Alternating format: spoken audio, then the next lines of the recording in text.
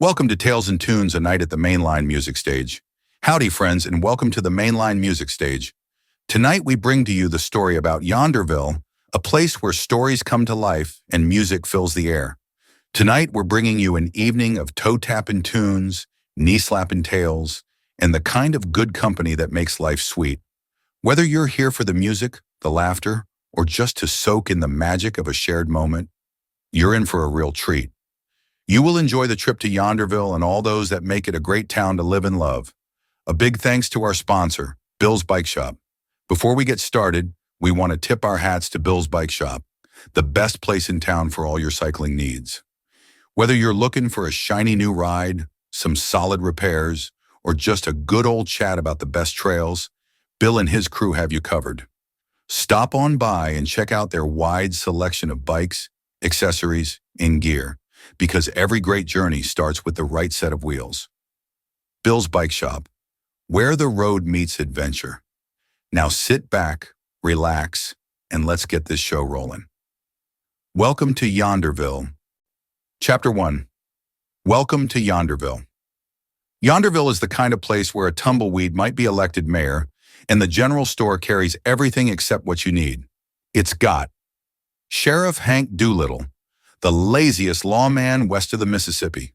His main job is breaking up arguments at the saloon over whose cow is uglier. Miss Loretta May owns the Rusty Spur Saloon, can run a bar, win a fistfight, and bake a mean apple pie, all at the same time. Cactus Jack, the town inventor whose last invention, a steam-powered outhouse, burned down the livery stable. Mildred Potts runs the town gossip mill and knows everything before it even happens. Old Man Wheeler claims he once wrestled a bear, and that's why he walks funny. Truth is, he fell off a donkey. Life in Yonderville is predictable, until the town finds out a railroad might be coming through. Suddenly, everyone's got big ideas for what this means, and chaos erupts. Now let's get down to Yonderville and join in the excitement.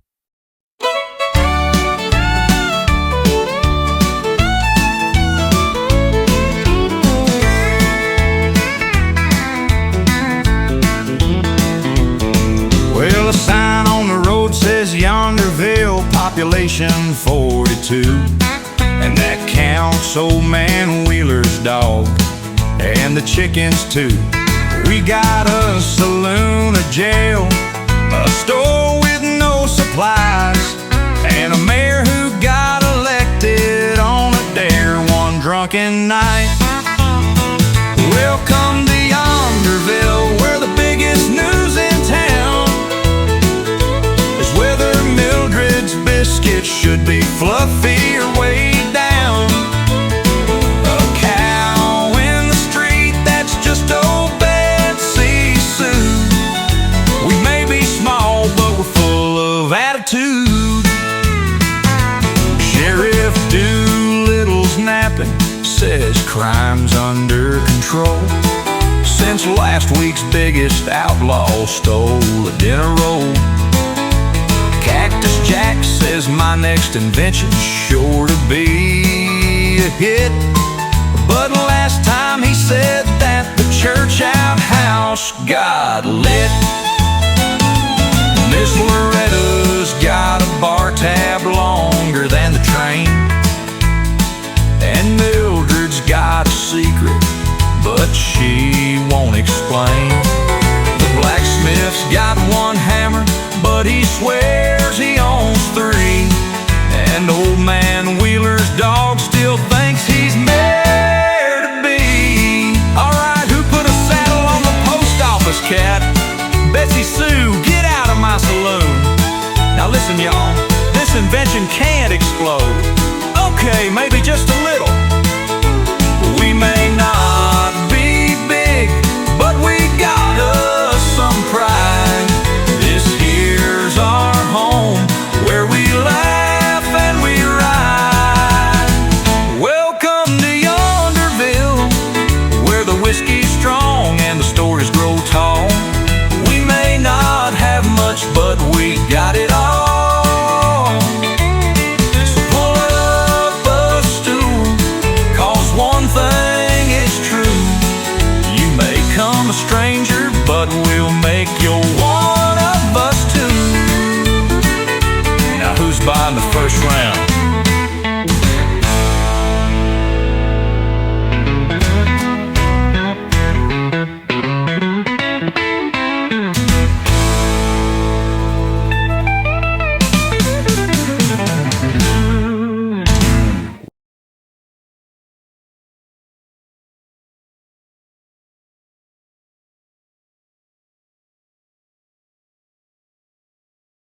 Chapter 2. The Railroad's Coming. The morning started peaceful in Yonderville until Crazy Earl came sprinting down Main Street, waving his arms like a wild turkey. "The railroad's coming," he hollered, "and they're bringing doom." Now, nobody usually takes Crazy Earl too seriously, especially after the time he claimed a cactus was stealing his boots. But this time, folks listened. Within minutes, panic spread faster than Mildred's biscuit gravy on a hot plate. "If a railroad comes through, we'll be overrun by city folks," shouted Sheriff Doolittle. "Or worse, it might go around us, and we'll be left with nothing but tumbleweeds and regret," cried Mayor Tumbleweed. At the Rusty Spurs Saloon, Loretta May leaned on the bar, watching the madness unfold. She wasn't one for hysteria, but she wasn't too keen on a railroad changing up her peaceful, if slightly dysfunctional town either.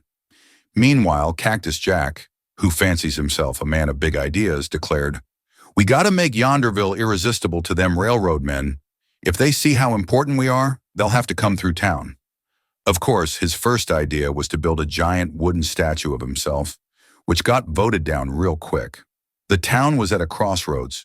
Would the railroad bring prosperity, or would Yonderville fade into dust?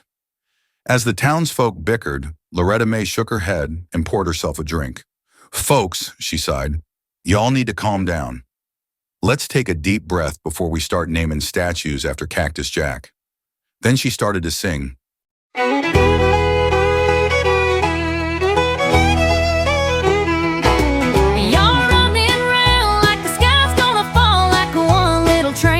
Change it all, but I seen folks come and I seen them go, and a town ain't just where the rail lines flow. A town ain't just a dot on a map, not just a stop where the train might tap. It's the folks, the boots on the ground, the laughter, the fights, the biscuits that stick around. Now Jack's got plans and they sure are grand, but a statue of him, that ain't the brand. We ain't gotta beg, we ain't gotta plead, we just gotta show 'em we're all they need. A town ain't just a dot on a map, not just a stop where the train might tap. It's the folks, the boots on the ground, the laughter, the fights, the biscuits that stick around.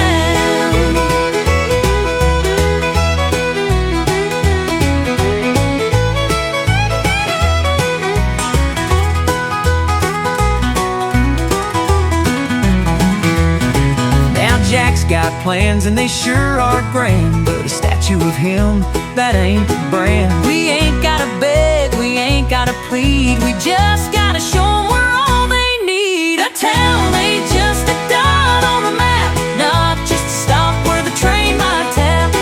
It's the folks, the boots on the ground, the laughter, the fights, the biscuits that stick around. And if they don't come, well shoot, that's fine. Just keep living one day at a time. Now somebody pour me another drink. Let's stop fighting before I start charging admission for this nonsense.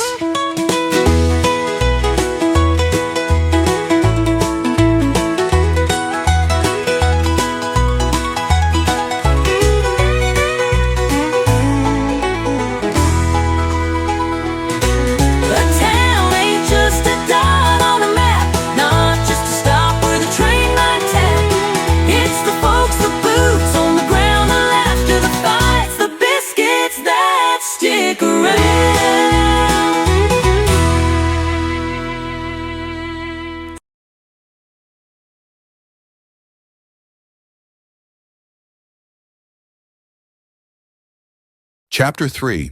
The Meeting That Went Nowhere. The panic over the railroad had the town so riled up that Mayor Jebediah Tumbleweed called for an emergency town meeting. Now, town meetings in Yonderville weren't exactly known for productivity. Last time they held one, it took 3 hours just to agree on who was bringing the chairs. But today, everyone crammed into the old barn that doubled as town hall, eager to discuss their future. Mayor Tumbleweed, looking as official as a man who once lost a poker game to his own horse could, cleared his throat and banged his gavel, which was just a spoon taped to a horseshoe. "All right, folks, we're here to talk about the railroad. We need ideas, solutions, and chickens, Mildred Potts hollered from the back. The room went silent. Mayor Tumbleweed blinked. What now? Mildred crossed her arms. If them railroad men are coming, we need to make sure Yonderville has the finest chickens west of the Mississippi. We can't have 'em looking at our scrawny hens and taking their business elsewhere. Sheriff Doolittle groaned. Mildred, we're talking about trains, not poultry. Mildred gasped. Chickens are the backbone of a strong society, Sheriff. If our eggs ain't big enough, what kind of town does that make us? Then Old Man Wheeler stood up, waving his cane. She's right. Back in my day, a man's worth was judged by the size of his rooster. The barn erupted into chaos. Cornbread, the goat's been scaring off my hens, someone yelled. We need a tax on tiny eggs, shouted another. Meanwhile, Cactus Jack, trying to be helpful, unveiled his latest invention, the automatic chicken stretcher. It involved a series of pulleys and a frying pan, and it immediately collapsed onto Deputy Timmy. After 20 minutes of arguing about poultry, Mayor Tumbleweed finally banged his makeshift gavel and shouted, People, we ain't here to talk about chickens. The room fell silent. Then Mildred sniffed and muttered, Well, no need to yell about it. Defeated, Mayor Tumbleweed threw his hat down. That's it. We'll figure out the railroad some other day. This meeting is adjourned. As the crowd shuffled out, grumbling about roosters, Mayor Tumbleweed sighed and took a long sip from his flask. Then, with a deep sigh, he launched into a song about the struggles of being a small-town leader where nothing ever gets done. I tried to hold a meeting, talk about the rail, but now we're fighting over chickens, Lord, I failed. One fella's worried about the size of his hens, the other one's stretching them out with some pans. Oh, leading this town ain't easy when folks lose their minds so dang quick. They fight over biscuits, they argue about eggs, while I just want to keep us from losing our heads. Sheriff's too lazy, Mildred's too loud, Cactus Jack's got the brains, but he's too dang proud. Loretta's got sense, but she just rolls her eyes, while I sit here wondering how we've survived. Oh, leading this town ain't easy when common sense just don't stick. We got big ideas, but they all fall apart. Yet somehow we still got heart.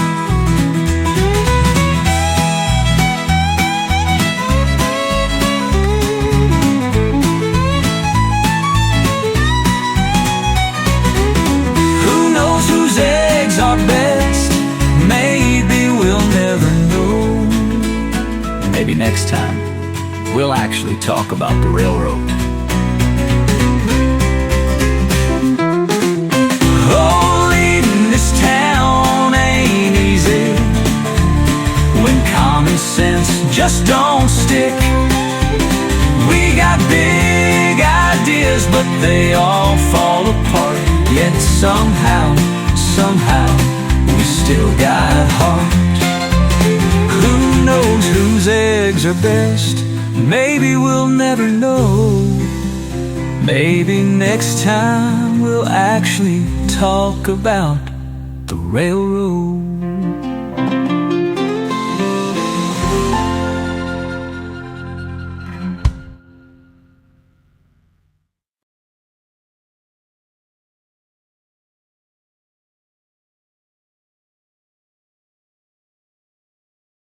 Chapter 4.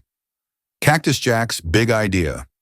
After the disaster of the town hall meeting, which had somehow resulted in 3 broken chairs, a runaway chicken, and Sheriff Doolittle getting an omelet to the face, folks in Yonderville were no closer to a plan for the railroad. That's when Cactus Jack, the town's self-proclaimed genius inventor, decided it was time to step in. He strutted through town, coat pockets jingling with spare gears, springs, and at least one stolen horseshoe. puffing out his chest like he was the savior of Yonderville. "Listen up, people," he hollered, standing atop an overturned apple crate. "I done cracked the code. I got an idea that's going to put Yonderville on the map." The townsfolk stopped arguing about chickens just long enough to listen. If we want them railroad men to take us serious, we got to prove we're a town of progress, a town of ingenuity, a town that— "Just get to the point, Jack," interrupted Mayor Tumbleweed, rubbing his temples. Cactus Jack grinned and whipped a tarp off his latest invention. It was something, a wild contraption of wheels, levers, and whirligigs, with a giant smokestack on top that seemed entirely unnecessary. There was a seat in the middle, and what looked like a bicycle pump attached to the side.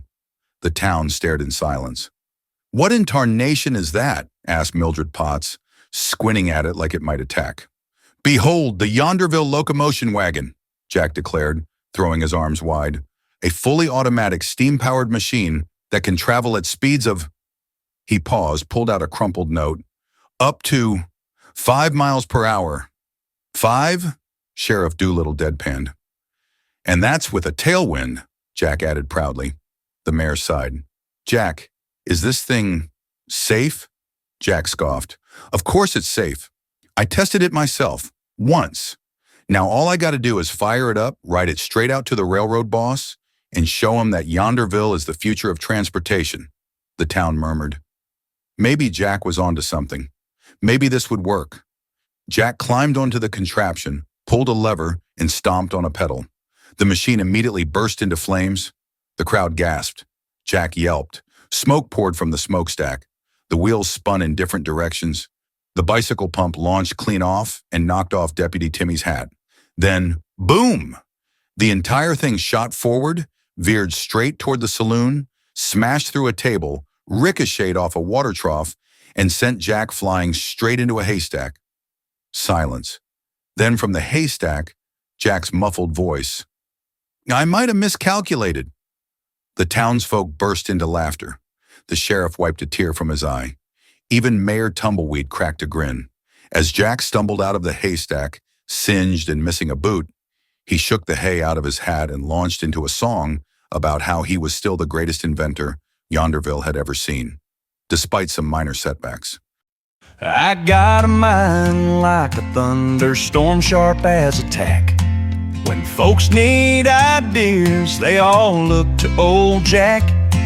I built a machine, a real sight to see. And sure, it exploded, but that ain't on me.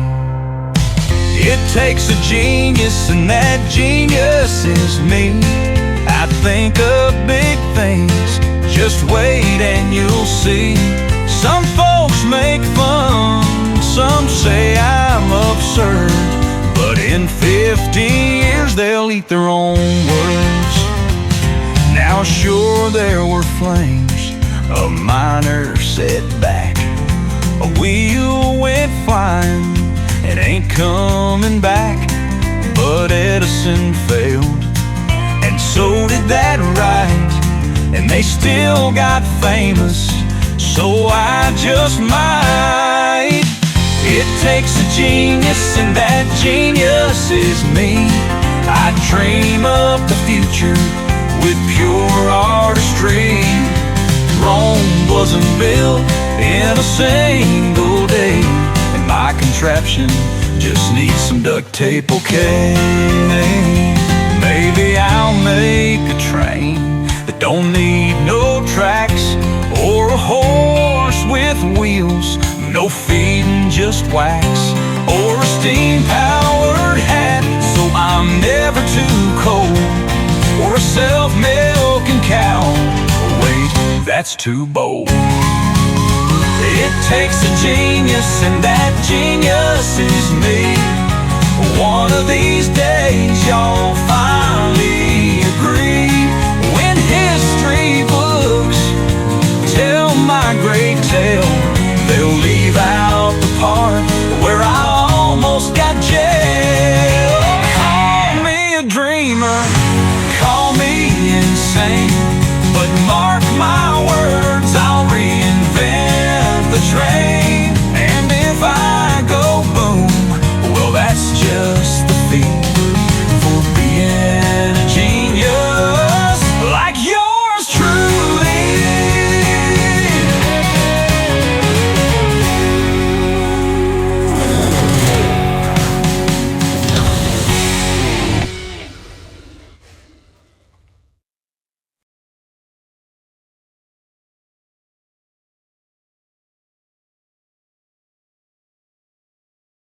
Chapter 5. Sheriff Doolittle's first real problem. Sheriff Gus Doolittle had the easiest job in the West. Yonderville was a town where the biggest crime was Bessie Lou's chicken crossing the road without permission. Most days, Sheriff Doolittle spent his time rocking on the jailhouse porch, sipping coffee, and making sure no one got too rowdy at the Rusty Spur Saloon. But today was different. Today, there was a real problem. The railroad men were on their way, and the town was in an uproar.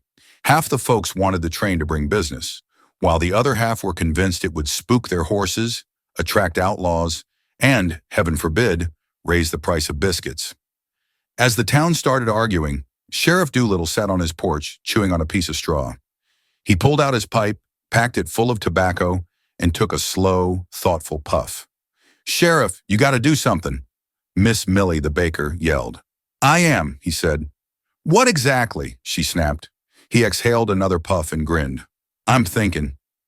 And as the chaos grew, Sheriff Doolittle leaned back, took another puff, and sang his personal philosophy on life and the train that was about to shake it all up.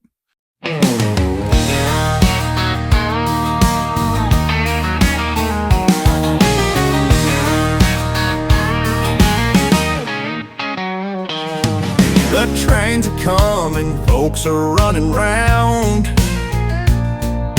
hollering about how it'll wreck this town. Some say it's trouble, some say it's gold, but all I see is steam and cold.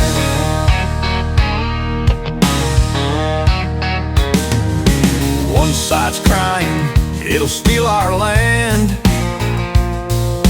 The other side saying, we'll strike it grand. Me, I got a simpler view. Long as my coffee's hot, I don't much care what's new. Just another puff, let the smoke roll slow. World keeps turning like a train, you know. Fire in the engine, wheels on the track. Ain't no stopping, ain't no turning back. That iron horse don't care who's right. It's rolling through by day or night. You can holler, fuss, or run and hide, but change is coming, better let it ride. Just another puff, let the smoke roll slow. World keeps turning like a train, you know. Fire in the engine, wheels on the track.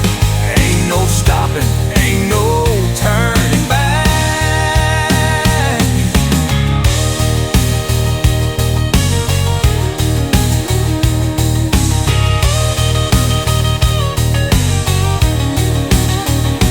Some folks worry, some folks pray.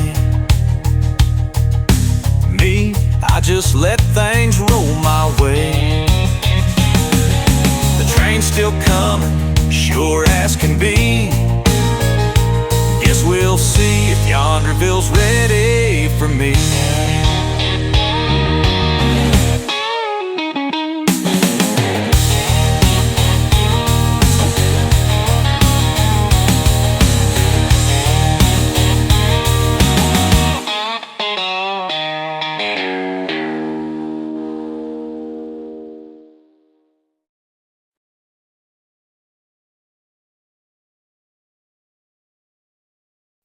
Chapter 6. Mildred's mouth moves faster than a jackrabbit.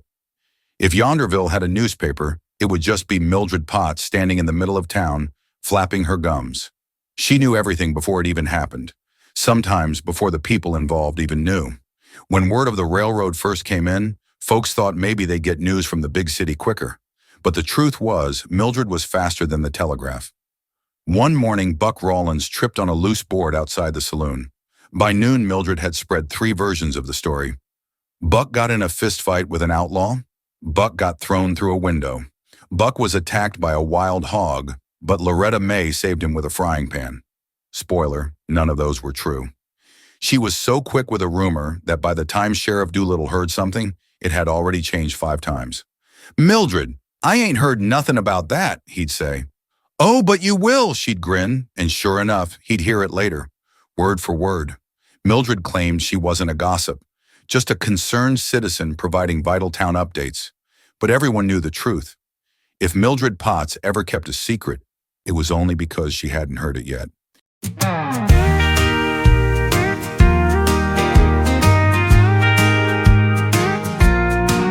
Oh, the town starts quiet when the sun comes up, but give it about an hour and the hens will cluck. A whisper here, a murmur there. By noon you got a story wilder than a grizzly bear. Like chickens in the barnyard, scratching up dirt, picking up stories where nobody's heard. Oh, they cluck and they chatter till fact turns to myth, and by the time you hear it, ain't nothing left of it.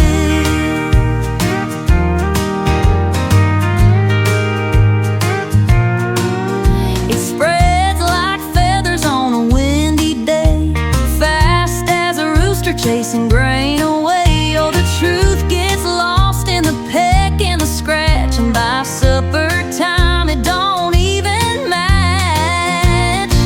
Like chickens in the barnyard, scratching up dirt, picking up stories where nobody's heard. Oh, they cluck and they chatter till fact turns to myth, and by the time you hear it, ain't nothing left of it. Sheriff says, "Mildred, now that ain't quite right." I say, give it time, dear, it might be by night. I don't make the news, I just spread it around like a hen in a hurry when the corn hits the ground. Like chickens in the barnyard, scratching up dirt, picking up stories where nobody's heard. Oh, they cluck and they chatter till fact turns to myth, and by the time you hear it, ain't nothing left of it. Oh, by the time you hear it, it's bigger, it's stranger, it's twice as absurd.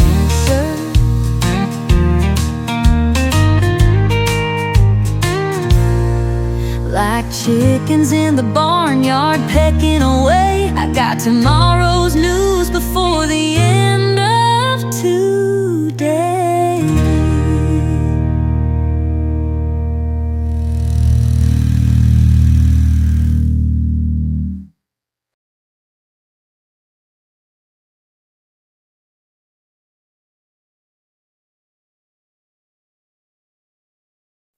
Chapter 7.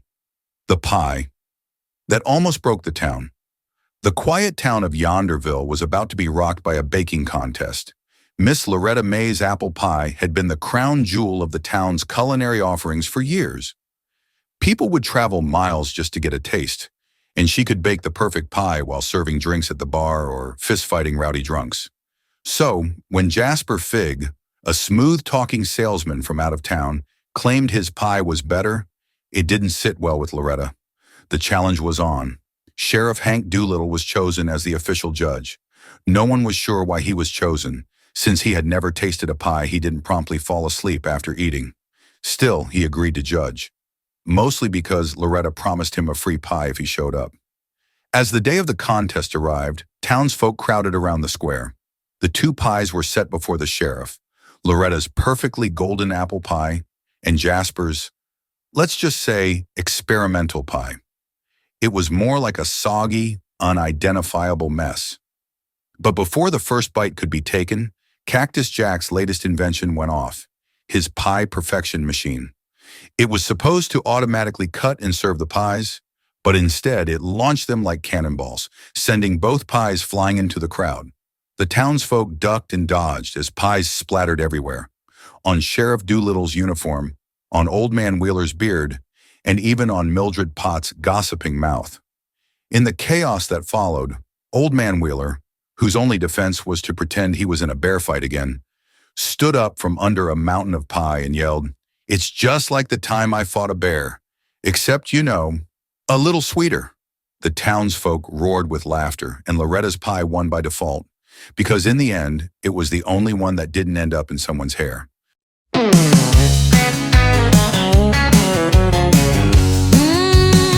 Well, they tried to knock me down, but I'm still standing tall. In a town full of trouble, I still stand proud through it all. I took the challenge head on, baked a pie with care. Now I'm the one they're talking about, there's no doubt I'm the one to share. I'm the apple on top, the cream of the crop, got the sweet taste of victory, and I'm never gonna stop. From the crust to the filling, it's a flavor so fine. When it comes to pies, baby, this one's all mine. I'm the apple on top, and I'm here to stay. Take a bite of success, I'm taking the cake today. You can bake your fancy pies with all your tricks and flair, but there's something about my apple pie no one can compare. It's got a little spice, a little sugar, and a lot of heart. And when it hits your lips, you'll know right from the start. I'm the apple on top, the cream of the crop, got the sweet taste of victory, and I'm never gonna stop. From the crust to the filling, it's a flavor so fine. When it comes to pies, baby, this one's all mine. I'm the apple on top, and I'm here to stay. Take a bite of success, I'm taking the cake today. So you can keep your fancy tricks and your fancy fluff. When it comes to pies, baby, I've got the stuff. I'm the apple on top, yes, I'm the one. When it comes to sweet victory, I've already won.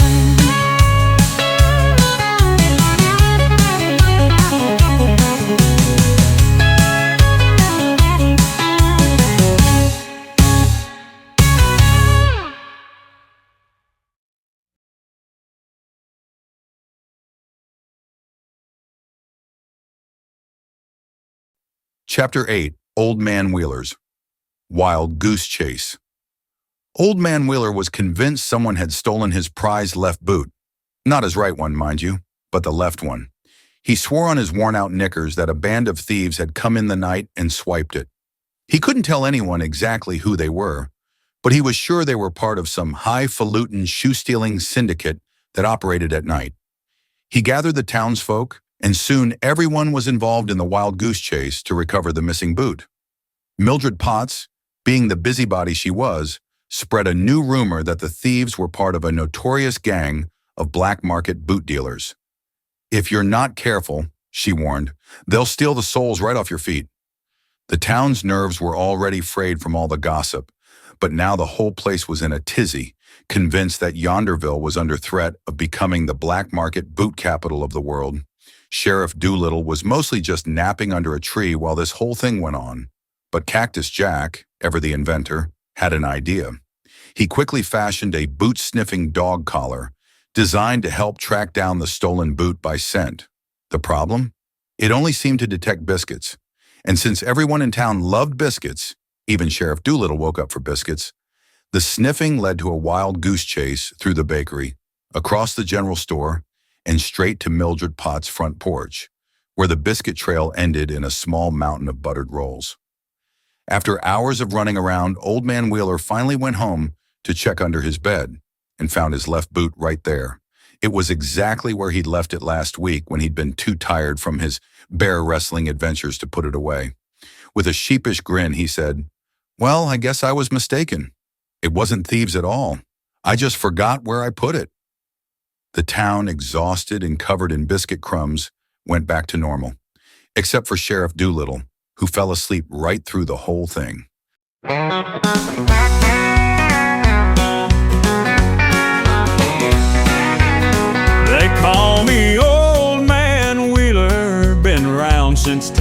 again. I once lassoed a cyclone and out-wrestled a grown man. Some say I'm just a rambler, a tall tale kind of guy, but I tell you, son, I wrestled a bear, just don't ask me why. That bear had eyes like fire, its claws were sharp as steel. I grabbed him by the scruff, said let's make ourselves a deal. If I win, you leave me be. If you win, well, I'm done. But that bear took one look at me and turned around to run. I'm the legend of this town, the toughest ever seen. I've wrangled rattlesnakes, once rode a wild machine. Some folks call me crazy, but I just let them squeal. Ain't my fault they ain't got nothing to tell that's half as real. Now some say I fell off a donkey, that story just ain't right. I was fighting off a mountain cat in the middle of the night. But if you wanna know the truth, well, I'll swear it on my name. That bear's the one who limps today, not me, it's just my game. I'm the legend of this town, the toughest ever seen. I've wrangled rattlesnakes, once rode a wild machine. Some folks call me crazy, but I just let them squeal. Ain't my fault they ain't got nothing to tell that's half as real. So next time you hear about a wheeler, don't doubt a thing I say. You just might see me wrestle a thunderstorm someday. I'm Old Man Wheeler, and I'll tell you what's true. If you don't believe my stories, well, that's on you.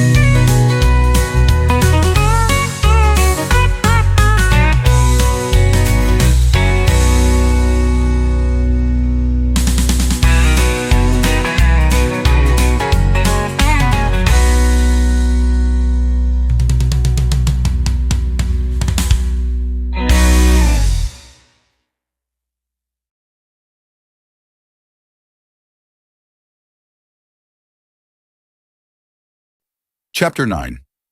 The Great Chicken Roundup. It wasn't every day that Mildred Potts got excited about anything other than gossip, but she had just acquired a batch of fancy new prize chickens. These weren't just any chickens. These were champion birds, bred for their size, their feathers, and their superior egg-laying abilities. Mildred was beside herself with pride, boasting to anyone who'd listen about the new additions to her flock. Meanwhile, Cactus Jack was off in his workshop, tirelessly working on his next big invention. His plan? To improve the farming experience by creating a chicken-powered egg machine that would automatically collect eggs. The idea sounded perfect in theory, until it didn't. Instead of gently collecting eggs, Cactus Jack's machine ended up aggravating the chickens. The birds, in a flurry of feathers and squawks, stormed out of the chicken coop and into the streets, flapping wildly and scattering everything in their path. The chickens stampeded through the Rusty Spur Saloon, knocking over whiskey barrels, making a mess of Sheriff Doolittle's paperwork, and causing Old Man Wheeler to jump in panic, thinking a bear had come back for revenge. In the chaos, Cactus Jack accidentally hit the wrong lever on his machine, causing a herd of cows to break loose from their pens. Soon the entire town was filled with a wild stampede of chickens and cows, both running wild, causing complete mayhem.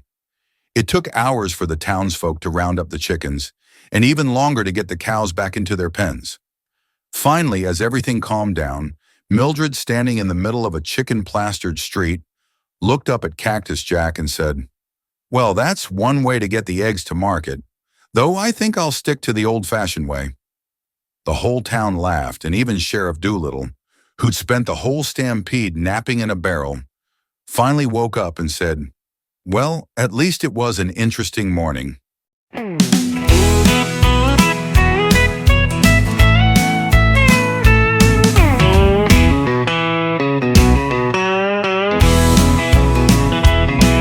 Woke up this morning, tripped over my own boots.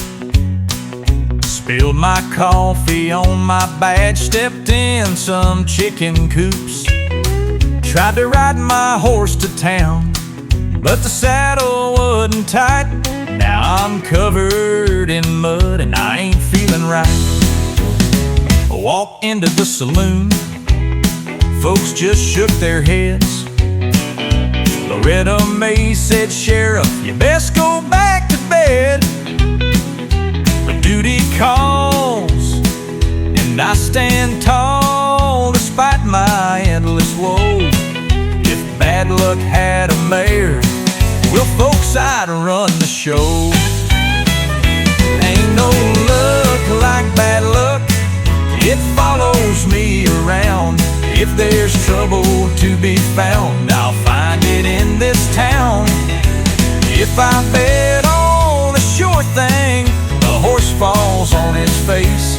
Ain't no luck like bad luck, it's my lifelong chase. Had one job today, just one simple thing. Lock up Cactus Jack before he tries another scheme.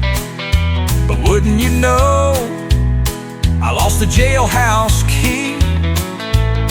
Now Jack's out in Ding and blaming it on me.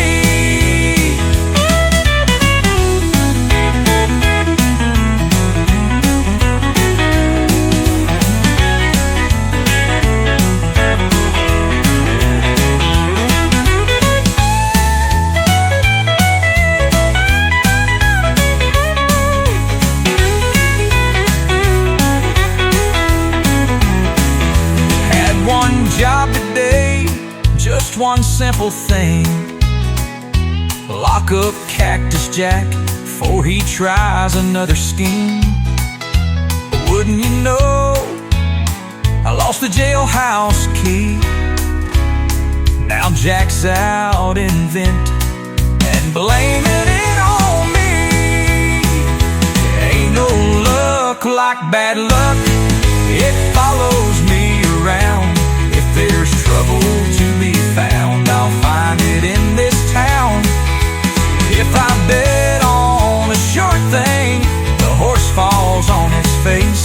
Ain't no luck like bad luck, it's my lifelong chase. Maybe someday luck will turn my way, but until then, I'll just trip through the day. Ain't no luck like bad luck, and I know it's true.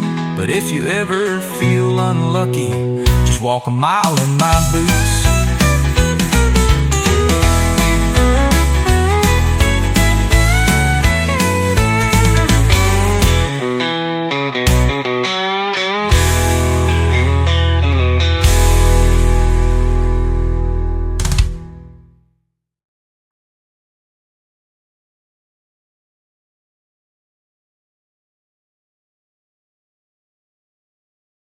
Chapter 10. The Railroad's Here to Stay. The railroad had finally arrived in Yonderville, and the whole town was buzzing. There were no big announcements, no formal ceremonies, just a single train chugging into the station. Everyone gathered around, unsure of what was coming next. The town was on the verge of something big, or so they thought. But as the train stopped, all they saw were a few workers unloading crates of hats and chickens, maybe from the stampede earlier. Cactus Jack, always full of ideas, immediately began planning a Welcome to Yonderville parade, complete with steam-powered wagons, dancing chickens, because why not, and pie-throwing contests to show the railroad men what Yonderville was made of. But Mildred Potts quickly pulled him aside and reminded him that maybe, just maybe, it would be better if they kept things simple for once. Meanwhile, Sheriff Doolittle spent the day napping in the shade, only waking up when the train whistled. He waved lazily at the workers, who all gave him a confused nod before getting back to their work. But as the town settled into the reality that the railroad was now a part of their lives, one thing was clear. The town of Yonderville would never be the same. Whether that was good or bad, no one could say.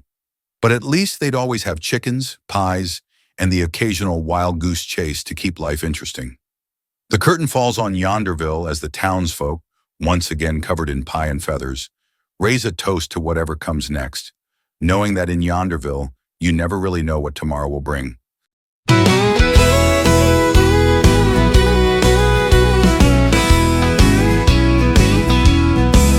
We may not be fancy, we may not be grand,